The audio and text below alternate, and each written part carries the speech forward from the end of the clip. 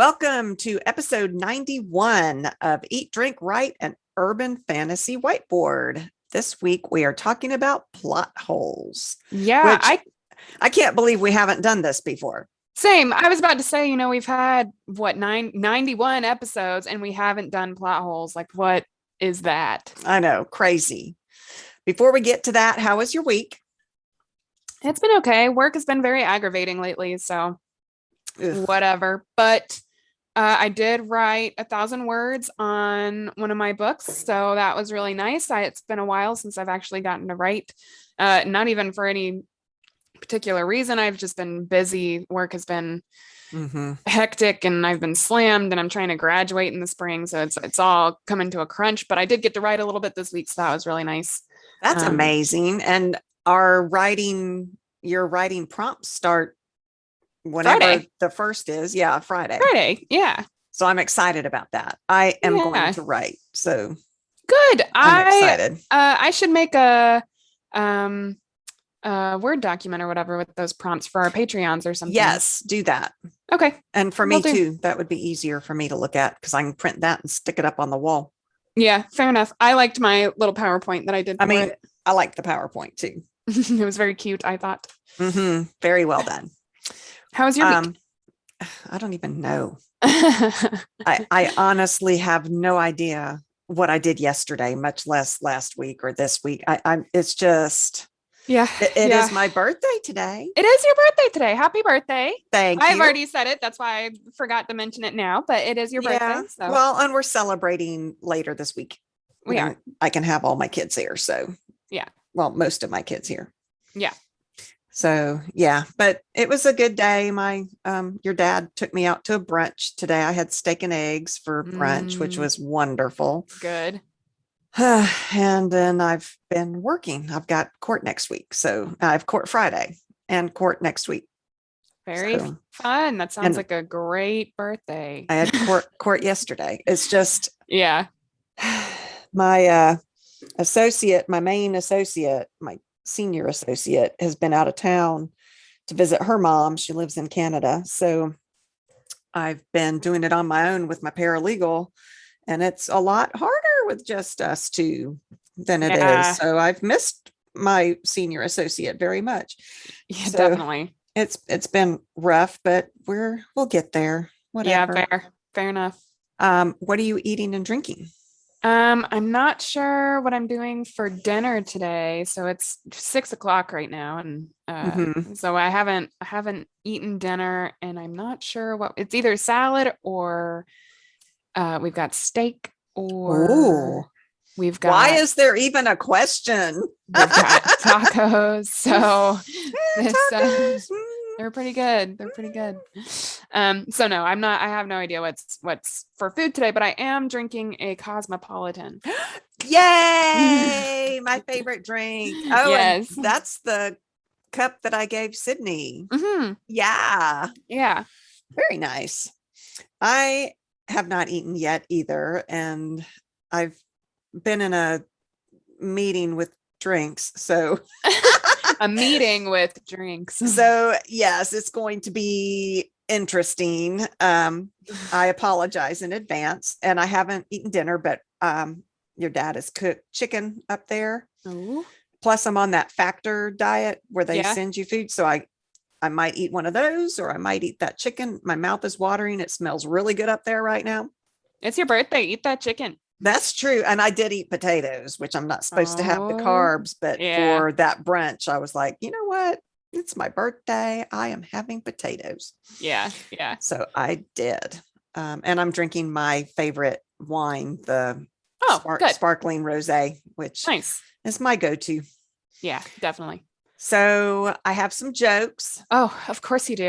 I Even on only your birthday. I even on my birthday, I'm funny all the time. What can I say? Yes, Yeah, sure. right. Yes. I only found two that had to do with plot holes. There were some really bad jokes out there, even bad by my standards, which means it's really bad. Yeah. And one of these is really bad. One of them I like. So the first one says, I'm writing a Swiss novel, but there are a lot of plot holes. Yeah, yeah, yeah, yeah, yeah. And the second one, A cemetery is a terrible setting for a convincing horror stories. Too many plot holes. Oh, that one's good. I like That's a that good one. Yeah. That's a good So one. plot holes, they are the bane of our existence sometimes. Yeah. So what is a plot hole?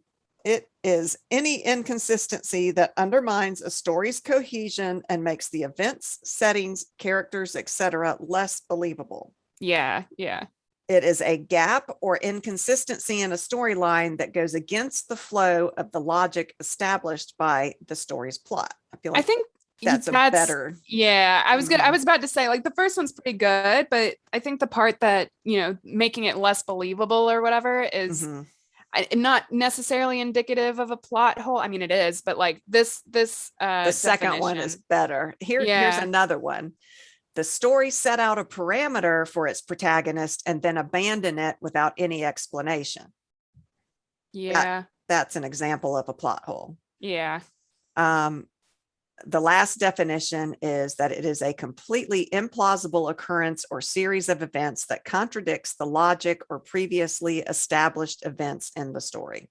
Also a good definition. Yeah, I like that too. So how do you recognize a plot hole?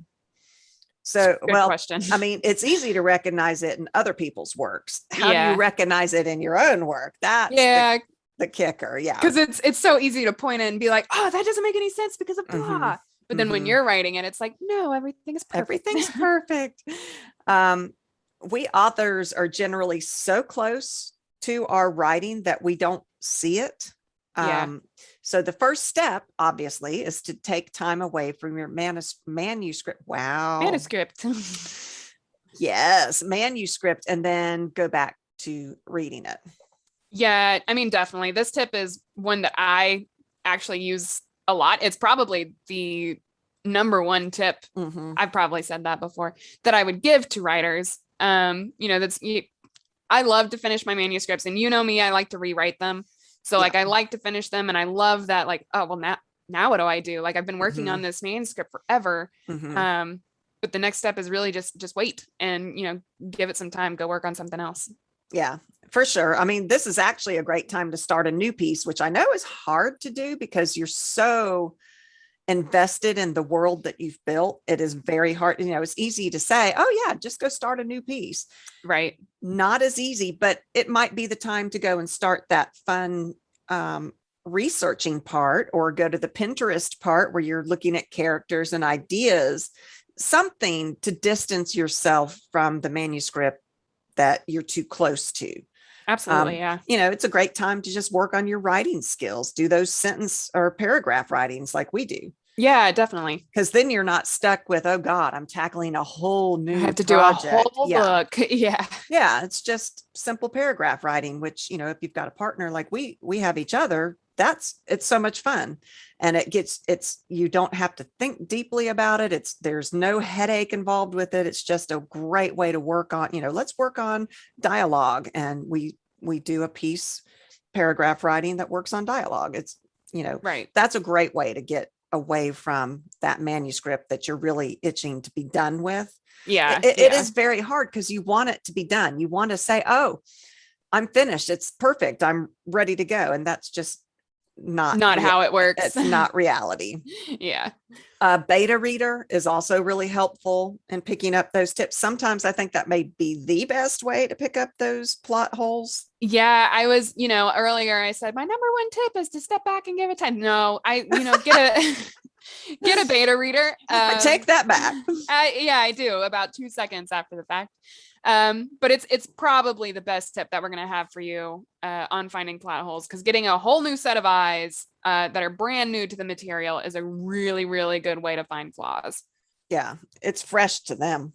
Yeah, because they're learning the plot for the first time. It'll be easier for them to spot inconsistencies, whereas you have been plotting this story the whole time, and you've gone back and made changes, and you've done the timeline, and you've done the, all these things. So you have all of these different aspects of the plot in your head, whereas your beta reader is going to have just one, and is it consistent? Yeah, I mean, and that's a true statement for any kind of editing, because I'll even read a sentence that you could leave a word out of the sentence, but my brain has put that word in it because I know what I mean. Yeah. And so a beta reader is going to find those things, which isn't a plot hole. That's a whole different aspect to editing. But, Right. Courtney is a lot of times our beta reader, and she didn't find a plot hole in Frickin' Fairies, but she did find something that bothered her as to why my character was doing certain things. Right. It wasn't a hole. It was just I needed more information as to what caused her to stick with it. So yeah, and I didn't see it because I was too close to it. To me, it made perfect sense. And so that beta reader's fresh input caught it. Yeah. Another way, the best, well, I keep saying all of these are the The best way to best. do Everything is the best. it. It's all the best. Break it down chapter by chapter. Yeah. Oh, That- that's good. Yeah. Ask these questions for each chapter. Number one, do the characters act in an unexpected or contradictory way? That's fair. Because I feel like, inconsistent character personalities are a really good example of plot holes, but not one that you would necessarily think about because it's not necessarily the story itself that has the plot hole, but the way the characters are acting. Yeah. And characters drive the plot. So therefore, yeah. Yeah, I think that's a good point. Plot holes aren't just about the storyline. It could be the characters themselves. Mhm. It could be the description of the town. It could be anything that could be a plot hole. Maybe the town in the beginning doesn't have this marsh around it, but when they tried to escape, they all floundered in the marsh. Where'd the marsh come from? Right. Right. It's not necessarily the plot line that's a hole. It could be description. It could be the character. It could be a whole lot of different things that's causing this hole. Right. Are the rules of the story ever broken? Yeah, yeah, that's a good one for like I think we've done world building episodes way back at the Which beginning. I feel like we could do more on world building. It's such a huge topic. We absolutely could. Building a city, whatever. But, consider how your world works. Does the science fit? Does the magic fit? Whatever is going on in your novel, do your plot points follow the rules, I guess? Have you said that people can't fly and then suddenly someone can and you don't explain it? That's a plot hole. Definite. Kind of. That's a perfect example of a plot hole. Yeah. Does the protagonist succeed without too much struggle? There's got to be conflict. Yeah. So each chapter you got to look at what's going on and is it too easy? Yeah. I mean, do you think that counts as a plot hole? Like if it is too easy, like if everything is explained and da da da, like is it still a plot hole if it's like, oh, that was just too easy? It depends. Like I think if it goes to your example, if people can't fly, but he was able to fly away from the danger, making it very easy, that would be a plot hole. But you're right. That in and of itself doesn't necessarily make it a plot hole. I think I see what you're saying though, is like, they just suddenly have an answer without an explanation kind of thing. Okay. Yeah. Oh, I see. Yeah. Yeah. Yeah, that makes sense. Do the characters miss obvious solutions to their problems? And I hate this one. Yeah. I'm sitting here reading going, are you stupid? It was right there in front of you, and that's a fault where we authors underestimate our readers. Yeah. And we think, oh, we've got to bash them over the head and make sure that they quote, get it. Right. But your character should. Yeah. And therefore. And your readers should too. Yeah. They're not. Oh, yeah. Stupid. Trust your readers. Your readers are not dumb. You guys yourselves are readers, most likely. So, think about it. Drives me crazy as a reader when I'm like, the answer is right there in front of you. Anybody would get it. I'm not a super smart person and I see it. So, think it through. Right. Definitely ask that question of each chapter. Yeah. Does the timeline or setting randomly shift? And this is a hard one because when we're writing, and this is why your thing that you did, you've got a timeline. PowerPoint or something. Yes. Yeah. I use PowerPoint just to keep track of my timeline. And I think you posted something like that on our Patreon. Yeah. I did. Yeah, I think I talk about it a little bit later in my notes. Okay. Actually. But yeah, no, it's available for our Patreons how I do my timelines. Because that is huge. It is very hard as a writer. We know where it's all going. And so it's hard to remember, wait a minute, it's fall here. And all of a sudden we've got them dressed in short sleeve shirts and, Yeah. that's a plot hole. Yeah. I've noticed in my own writing that I've done things where it's like, she had gotten knocked, my main character had gotten knocked to the ground, but in the next minute she was like standing up on the other, Mhm. like, so positioning, like that's even a plot hole, a minor one, but like still a plot hole. Well, and think about if they got punched in the face, you don't just recover from that and move on. Right. And your jaw hurts, or it might be broken, or you might have lost a tooth, or your mouth might be bleeding. Or your nose is broken. Yeah. Yeah, you've got to think. And I've had a broken nose, and I can't imagine trying to then go on and solve this crime or beat the bad guy with a broken nose. It hurts, I'm Yeah. telling you. Yeah. um when I do my normal editing, I pick random chapters because for me, well, I don't do it like you do. I can't rewrite like you Oh, do. yeah. Someday I hope I can do that. But right now, I will just pick a random chapter and I will go in and I'll edit it for sentence structure, or I'll edit it for description, or I'll Right. edit it for whatever that I want to edit in. And I just pull one randomly because then I'm not sucked into the story. Oh, fair. But you can't do that for plot holes. Yeah, I definitely think you got to do a whole read through of the manuscript in order to catch plot holes. Yeah, you Just just because, yeah. can't. Yeah. Yeah. If you pull this chapter, chapter 18, whatever happens in it is not going to show you a plot hole because you don't necessarily remember what happened in chapter 3 that set up Right. the whole story. So you've got to do it as a read through, like you said. Yeah. Yeah. Definitely. I also have a few tips for finding plot holes. Mm-hmm. So edit from the perspective of your characters. Now, this one I thought was an interesting tip. We say step back and read through it later, give it some time, let it sit, kind of thing. Use a beta reader, like all that kind of good stuff. But this particular tip makes you get back into your character's head. So your character should drive the plot. There should be a lot of action on your character's part. They can show you where there are errors because of the way that they act. Yeah, I think that is a great idea. I mean, like, do you look at it through the main character point of view only? I feel like if you look at the chapter through the secondary characters, that's going to show you plot holes as well. I think that's a great way to do it. Absolutely. Didn't you had an Excel sheet too? Okay, so Taylor is brilliant at putting together these things. And if we haven't posted it for our patrons, we need to. Yeah, definitely. I think I know the Excel sheet that you're talking about because I don't use Excel very often for writing. But the character conflict. Yeah, it was Excel. conflict. And it was this beautiful mathematical looking thing where you listed out all the characters on the top and all the characters on the side. And then where they intersected, you wrote their conflicts. And it was quite brilliant. And that is another way to check for plot holes. I will say I don't know that was an original idea. I probably saw something similar on like Pinterest or something. Okay. So I can't take like full credit for that. Thank you for thinking it's brilliant, but I don't think it's mine. It's partially mine. I always adjust things like that to work for yourself. Yeah. My own thing. I do like to create things. The timeline thing was my own, like that kind of stuff. But this Excel sheet, I know what you're talking about. I don't think was mine. It's a very good way to catch, when you're looking at this individual chapter, forget everything else in the book and you're going in order.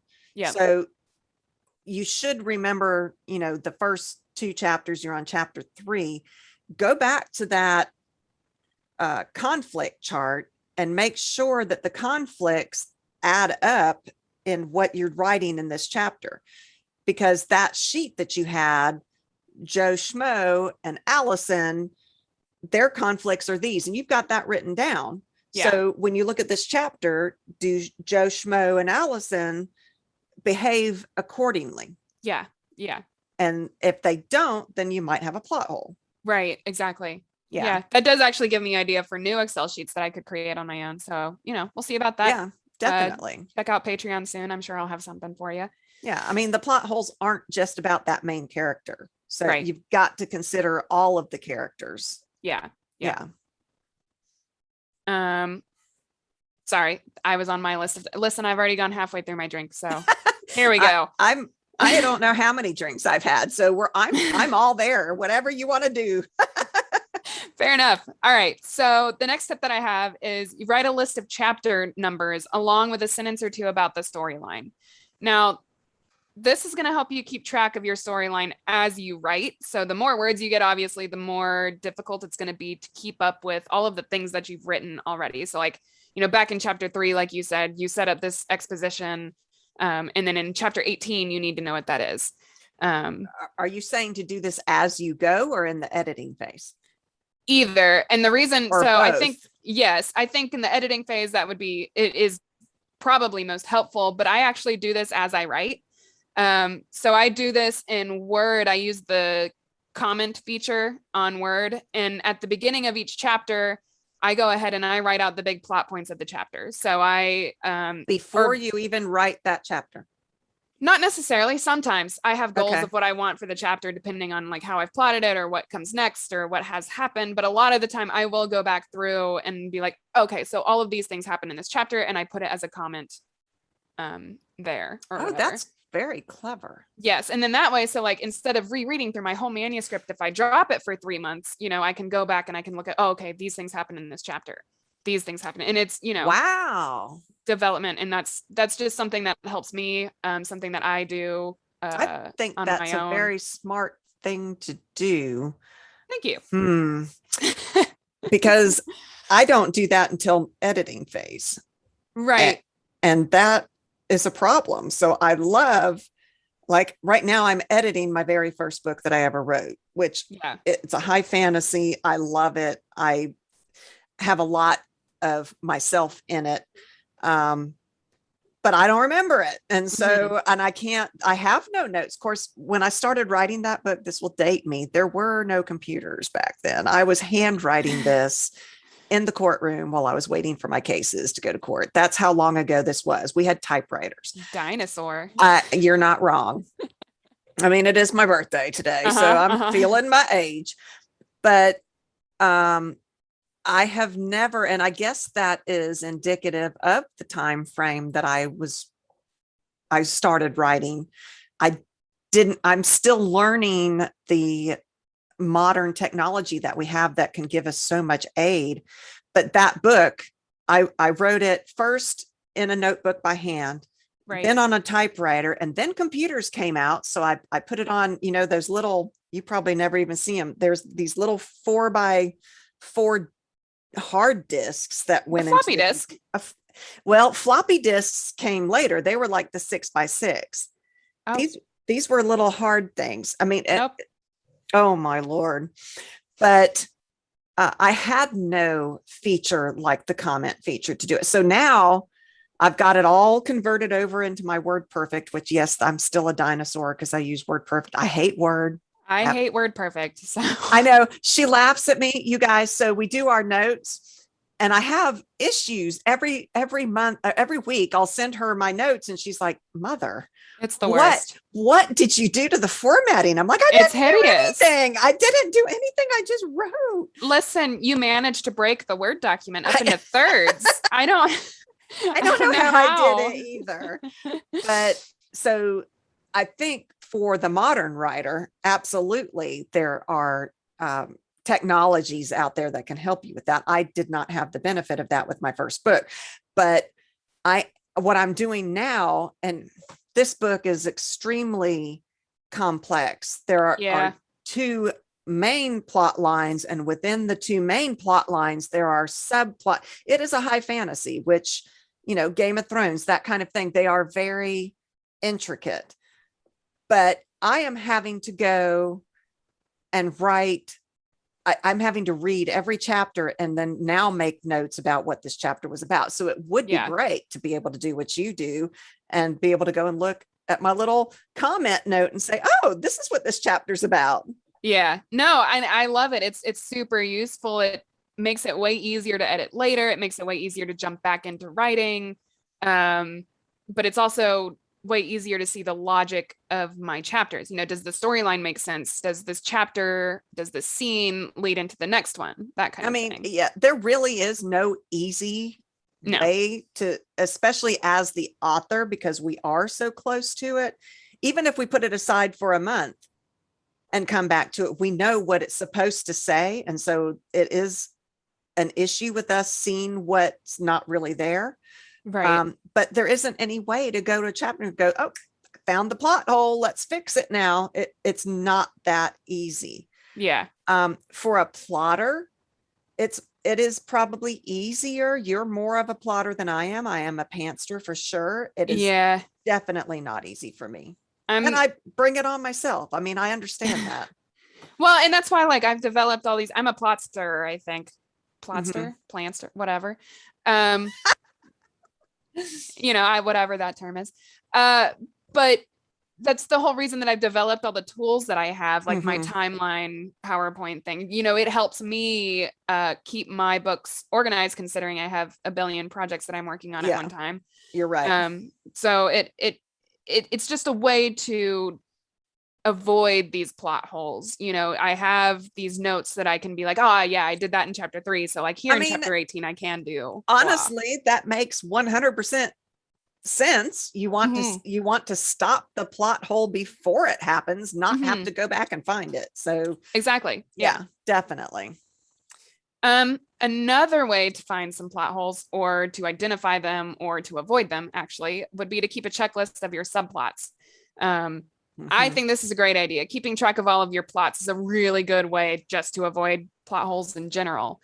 This is kind of where I was thinking earlier. This is what I do with my timeline PowerPoint is I color code all of my plots across time throughout the novel. I mean, I am so color Yeah, coordinated. Wow. you're I'm sorry, something. you guys. I'm something right now for sure. I think I am going to have to start using your PowerPoint. As I said, when I started writing, there was no such thing as PowerPoint.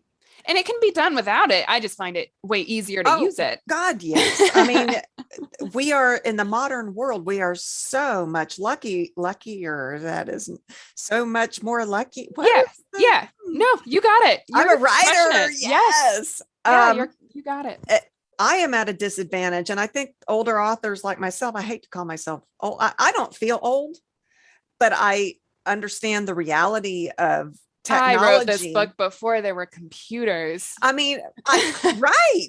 But I feel like I've adapted. Yeah, Although no, I hate absolutely. Word, I do admit I hate Word. I grew up on Word, so I love it. Yeah, I mean, the DA's office, when I started, it was Word Perfect. So that's what I learned on straight out of college. I went straight into the DA's office out of law school. Mhm. And so, yes, that is, I wish that they had chosen Word because I would be proficient in it. And I'm not. But even Yeah. Word Perfect has its own things, and I can do PowerPoint. I know how to do PowerPoint. So there are things I just need to learn how to use. It just takes time to do that. And I have a real job, and Yeah. I can't very well say to my judge, I'm sorry, I'm not ready for court today because I was learning how to do Word. I don't know. I decided when I was making that Halloween prompt PowerPoint, I had other things to do. And I was like, you know what? I'm going to make Halloween prompts. So That's I true. did. That's true. But I think, telling a judge that you didn't do work is a little more high Yeah, stakes than I, telling my I, advisor. I wouldn't do that. Yeah. I get my work done for sure, but I Yeah. do have a lot to learn. And I think the younger generations, I mean, I think about Riley, who is your younger sister, and she knows more than you ever learned. Yeah. I Yeah. mean, 100%. she introduced me to Canva, Hmm. which is something that I don't think you knew about when you were in her grades. No, I And think it was new. It's new. It uh, didn't exist when I was in grade school. yeah. And so I use it all the time. I use it for posting our Twitter posts and our Instagram posts, which I am woefully behind on. I'm so sorry, but Woefully. woefully. Sorry, it But was a good yeah, word. I mean, hey, I'm a writer. Hey. Um, it's just there are things that can help us now that I'm still learning how to take advantage of. So take everything that I say with a grain of salt. You might listen to this and go, Well, it's obvious you can find power, you can find plot Listen. holes by whatever. Yes. If one, yes, that is kind of obvious. Two, using Microsoft Office is probably not state of the art. I mean, it's up there. It's current for like jobs and stuff. There's But there something are more writing than Word. Yeah, there are writing programs that aren't widely used by like businesses, but like there are, For writers. Scrivener. Yeah, so like Scrivener is a big writer one. We could do a whole episode on We that. should do an episode on writing programs. Yeah. All right, I'm down. Okay. Will do. But I think that I'm more old school in terms of using PowerPoints.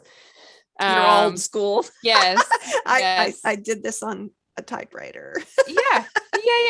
But I'm saying but that's the point. I get you. Like you said, technology is advancing. I am comfortable with PowerPoint, one, because my job uses it 24/7. Would you ever be comfortable, because I think this time is coming, where you would dictate a book out loud and it would write it for you? Oh, no, because I don't think it does punctuation well. I think I would struggle. But what if it did? Because I know we're not far from that kind of technology.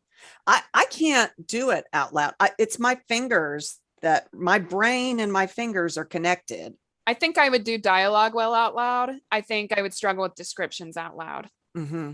So like because in my head, I have these conversations in my head with these characters or whatever. And so like I can speak what they're saying, but in terms of like pictures, like that's I just see the image in my brain and then I have to translate that to words. So like I don't think I'd be able to do that while speaking. I think I've said this before. My favorite description of any of your books ever was that Louis and Delaney scene of her apartment, going to her apartment. It was so well done. Good. I don't remember that. I know, and it was really well done, and I don't know that I could ever speak like you. I don't know that I could speak that out loud. Well, I did not speak that out loud to write that. Right, but I mean, in the future, this, the kids that are coming up now, that may be the way things are done. It's possible. They may be saying in the future, wow, they like used their fingers on keyboards to write this stuff. How weird is that? I just wondered what you thought, because you're a lot younger than I am. Oh, I think it would be weird. I like typing.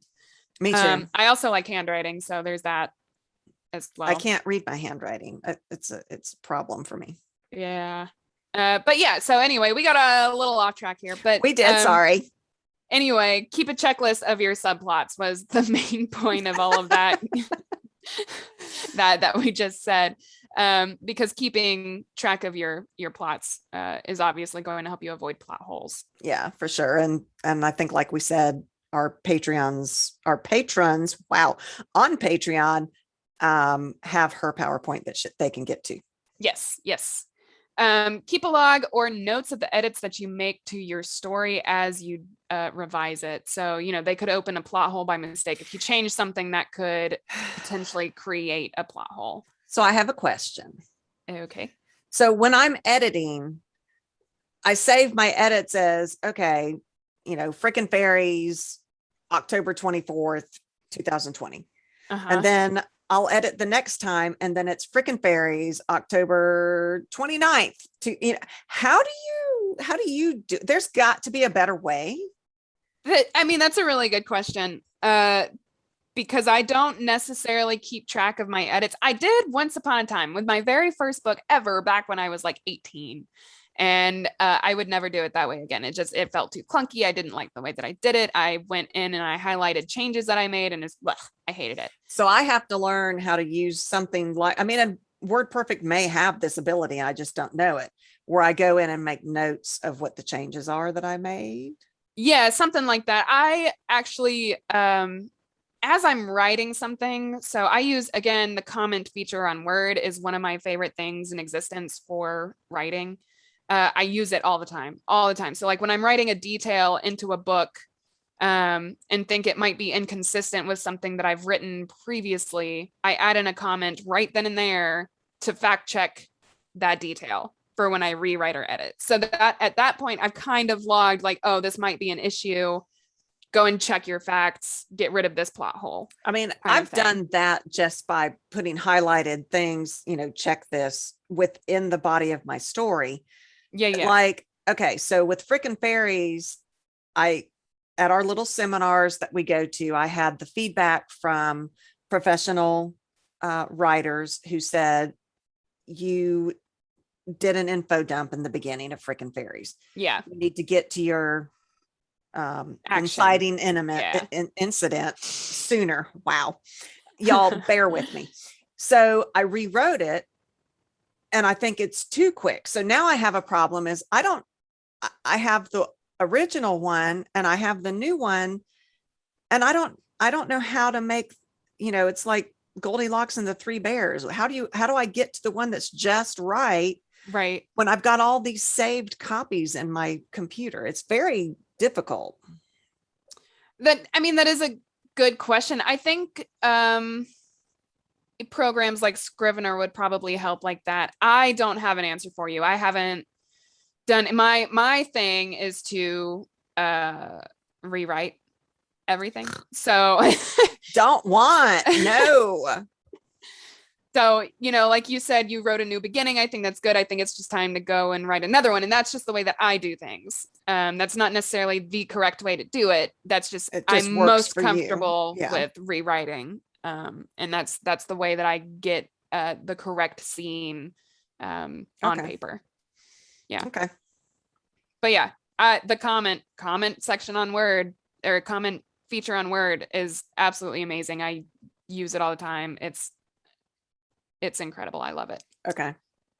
Also change the font or color of your manuscript. So sometimes that'll make your work different enough to your brain that you figure out an issue within it. So like, it's just, that's a great idea, honestly, because I am color coded. So yeah. And so like that might work for me. Yeah.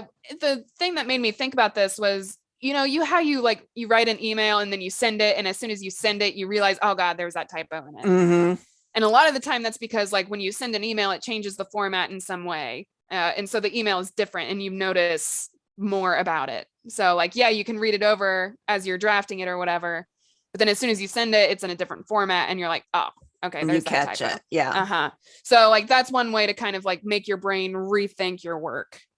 Okay. Same kind of idea with this next tip. Read your story out loud. So, it'll be different because you're speaking it. You may catch a plot hole or typos, but that's another story. But you might catch a plot hole. That was one of our recommendations in our editing podcast, which y'all go listen to. We have an editing podcast. But yeah, I think that's a great idea. We have an editing episode in our podcast. Thank you. What she said. Yes. But yeah, so those are a bunch of different ways. Actually, my girlfriend just texted me and she said the read aloud feature on Word saved her life catching typos on her thesis. So she is I've listening. Yes, she is. But I have also used the read aloud. Even with my books, I've used it and I've caught typos because it'll trip over words that like it doesn't understand. It'll be like, it'll try to say all of the H's that you put in that word or whatever. I wonder if WordPerfect has that. I'll have to look and see. I mean, it tries to mimic, it's still out there. It's an alive program. So I would imagine it tries to keep up to date with what Word is doing. I'll have to check it out. Yeah, definitely. So all of those are pretty good ways of identifying plot holes within your work. But how do you go about fixing them? Yeah. Is really what we want to know. Identifying them is important. That's the first step to fixing them. Figuring out what they are, where they are, what exactly the plot hole is, what makes it a plot hole, et cetera, et cetera, et cetera. So now we want to go about fixing them. How do we get rid of them? How do we make our story more cohesive? So the first step to that is, or one of the steps, I guess it's not necessarily the first, but consider some alternative outcomes to realign your plot. Change the event or scene that is causing this plot hole, this inconsistency, whatever, and try something new to explore different outcomes, different things that could happen that could fix that plot. And for people like me, this is very hard to go into the main manuscript and do that. Yeah. Do it separately. Yes. If that's what you need to do. Use your writer's journal also, Oh make a yeah. list of them. What else could happen other than this thing that I've done that's caused this plot hole? Hmm. You can also make flow charts. I Yeah. think is a really good way of going about thinking of alternative outcomes. Yeah. I actually use flow charts. I did that with, I don't even remember which one. I don't remember which one. Kada, I think. Yeah. But I am a very visual person. And Yep. so seeing this flow really helps me. Yeah. Mhm. Yeah, definitely. Me too. That's why I use my whiteboards. Oh, I'm yeah. also a very visual person. I like to be able to write everything down. Where do you keep your whiteboards now that your office is a mixture? They're still hanging up on the wall. I just have them in different spots. Okay. So there's one by the door over here, and then there's one by the door over here. So And you they're very close to still each other. work on them and use I them, haven't and recently. I've because you been too haven't busy been with work. writing. Yeah, Yeah. yeah. Hopefully soon. I hope to get back into it. Okay. But we'll see. Just something to keep in mind. Keep an open mind. So sometimes you can't have that really cool thing happen like you wanted it to because of plot holes. Like it won't work, but it's something that you really adore that you've written. Something's still going to have to give. So you've got to be able to, change things. You've got to be able to rework your story, or else the story itself might not work. Yeah, for sure. Unfortunately, you might have to change your story. It might not work the way you've written it to get to that end point that you're going for. Yeah. So first you have to consider, is this end point really where it has to go? And Yeah. it's hard. It's very hard because we have it in our minds. This is the way it's going to go. But does it really have to go that way? Right. You Yeah. know, be open, like you said, keep an open mind. You might be able to change it and have a better book than what you thought to begin with. Yeah. If it is where you really want to go, okay, then you got to figure out how do you change what you've written to get there. Yeah. If it's Absolutely. not, then great, change the end point and you may have a better book than you expected. Definitely. And I was going to say the same thing. You might end up with something, you probably will end up with something that's better just because you're getting rid of the plot hole, first of all. But you might enjoy where you're taking the story even more than where it started. Yeah. Know that, fixing a plot hole is not necessarily easy. Especially if you decide on an alternate event to fix it, it's going to cause a cascade of changes. Like you said, if you change an event, like that's going to change anything that happened after that. Or if it doesn't, if you need this event to happen, anything that happened before it might have to change. So it's not easy. That reminds me of that movie, The Butterfly Effect, with Yeah. What was that actor? Ashton Kutcher. Ashton Kutcher, which was based on one of my favorite short stories of all time by Raymond Bradbury. We talked about that recently. Oh my God, I love that man. I don't remember why we talked about that recently. I don't know. But the butterfly effect, I mean, it affects this plot hole scenario. If you make a change, it's going to have ripples throughout your story, and you've got to be prepared to go and handle all of that. So think it through. Yeah. You can't just say, oh, I fixed it, without, then you're going to make more plot holes because the ripple effect isn't going to be fixed. So yeah, think it through. Exactly. I've said it already in this episode, but I like to address plot holes in my rewrite specifically for this reason. Yeah. It's way easier in my head, in my brain, the way that I work, for me to rewrite a whole novel instead of trying to realign within the same manuscript. Yeah. I can't do it. Like it breaks my brain somewhere. And I'm like, you know what? I'm going to rewrite the whole story. It's fine. Yeah. I mean, you may be right. That is a really good pro to rewriting versus trying to edit like I try to do. Yeah. Like, no, I love what I've written, so I have to fix it with it, so you're right. That may be the way to do it. Yeah. Well, and then also, keep anything you cut. It's hard to cut your work. We've talked about it before. We've actually given this tip before. If you like one scene or one specific plot point, keep it. You might be able to work it back in later. Yeah, I do it just because I am a vain writer and I can't bear to lose my work. I've noticed a lot of the time if I cut large chunks of work out. There will obviously be like sentences that I like more than others or whatever, but a lot of the time I'll go back and read it and be like, well, Agreed. and just get rid I of do it. too. And yet it makes me feel whole to keep it. It's in a file. It's there. I Yeah. haven't lost it. I haven't deleted it. I can always go back to it and use it if I need it.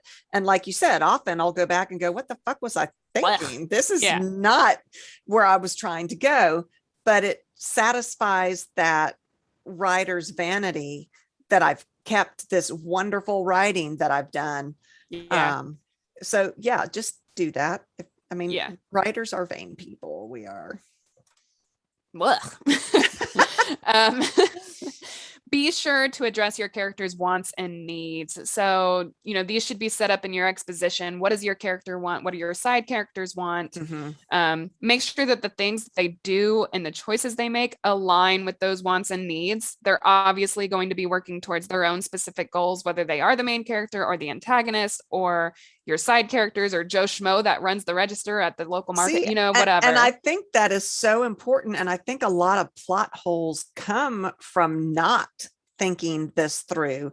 We forget about our side characters as being real characters too. We know, our main character is driving the plot, but you've got to remember these side characters are there for a reason. Yeah. And you've got to have them act properly with what you've set up. You can't suddenly have this side character doing something that is totally inconsistent. It just doesn't work. Yeah. No, absolutely. Yeah. We kind of talked about this one before, but take advantage of spreadsheets and character charts, flow charts, timelines, etc. They're all basically just tools to make it very easy for you to identify plot holes or avoid them altogether, et cetera, et cetera, et cetera. Keep track of like all of the plots that you have, the characters you have, what they want, that kind of thing. Always consider the why, quote unquote, of plot points in your novel. Why does this event need to happen? Why did your character decide to check out the scary noise in the kitchen? How does that make sense for the character? Why did things have to happen the way that they did? Yeah, and this is easier said than done. Our characters tend to take things into their own hands and go where they want to go, and you end up in a corner. So you need to look at why did your character push you into this corner? Is it because there's a plot hole? Is it because you haven't thought something through? How did your character end up in this place that you can't go? How did you end up with this plot hole? Is there's something wrong with the rest of your story, with a character's action, with something? So you've got to investigate that why, like you said. Yeah, absolutely. It's, one of the main things that I use my whiteboards for is like, I write at the very top of it, purpose.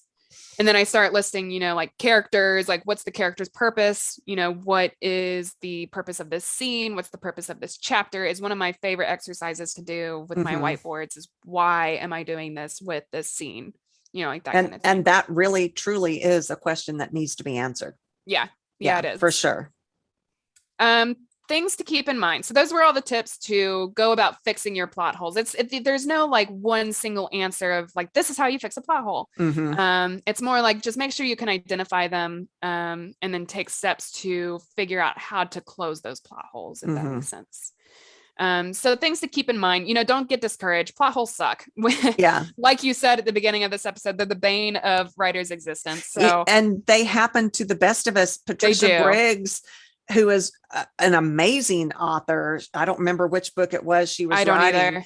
But they posted on her site, oh, we just found a huge plot hole we're rewriting right now.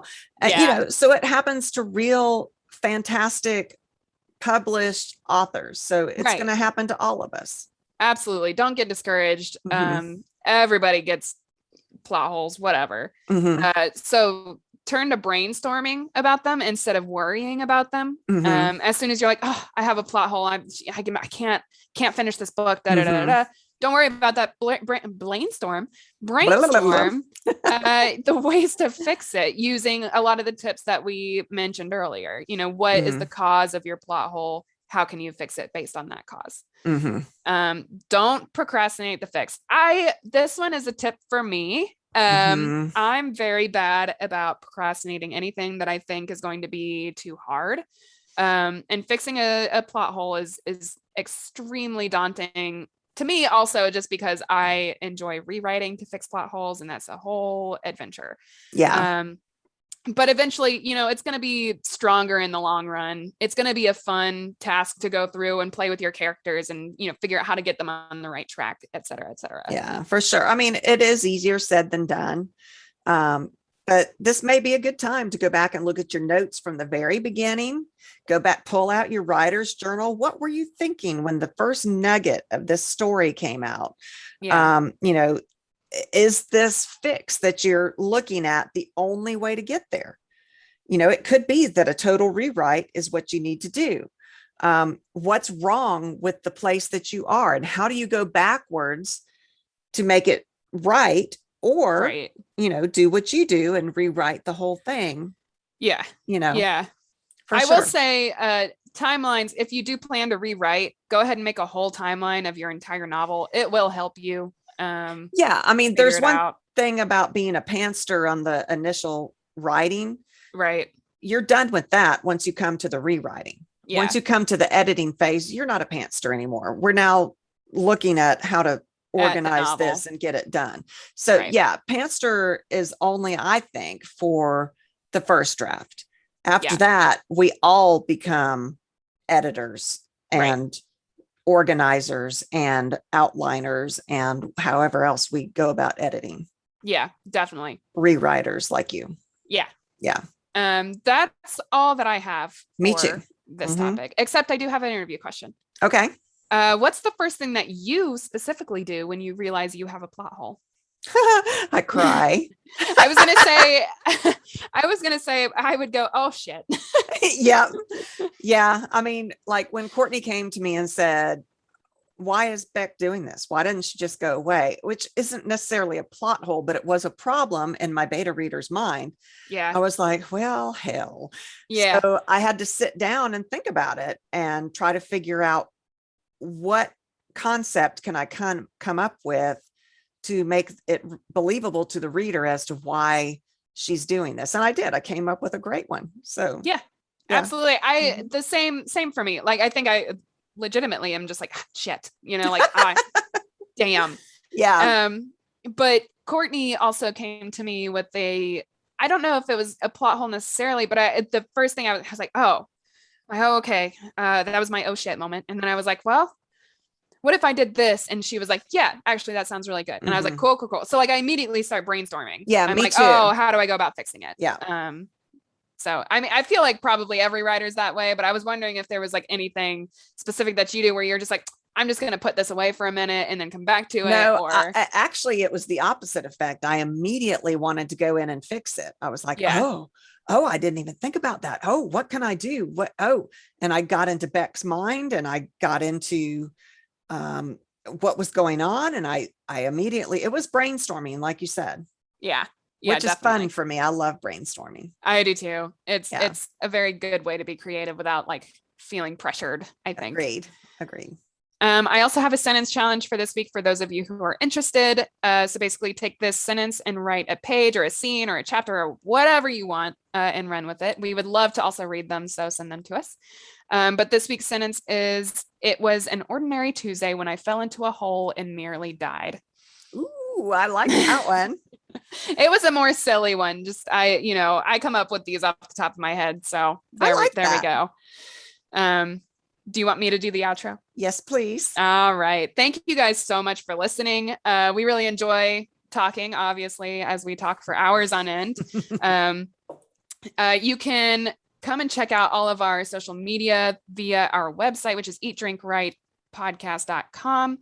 We've got Twitter, Facebook, I'm a little schmipsy now, so I can't remember all the things. Instagram. I think we have a Pinterest on there somewhere. We might have a Pinterest. But anyway, all the links to our social media is on our website. But the easiest way to get into contact with us, if you're interested in giving us topics or jokes or asking questions, that kind of thing, you can email us at eat.drink.write.podcast@gmail.com.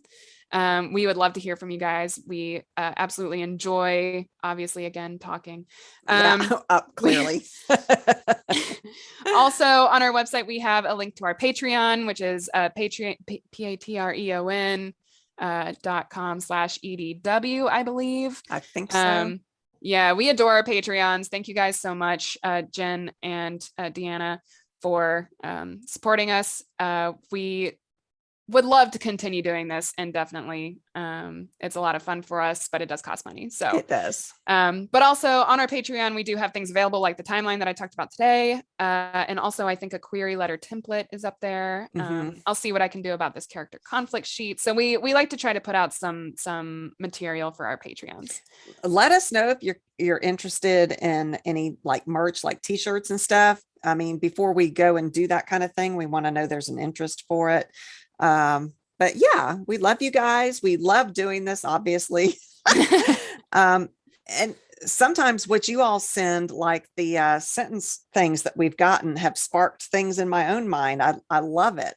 Absolutely. So yeah, please support us and thank you for listening. Yeah, thank you guys so much.